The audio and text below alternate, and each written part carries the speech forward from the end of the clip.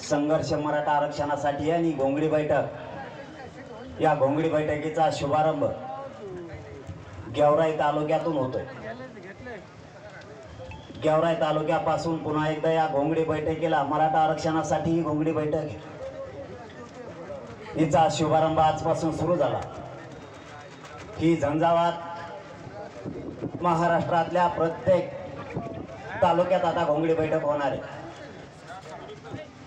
मराठा तालुक्यातला ताकदीनं मराठा समाजाला आरक्षण मिळावं म्हणून एकजूट राहणार आहे। कोणी काही करू द्या, मराठा कोणालाच रोखत नाही।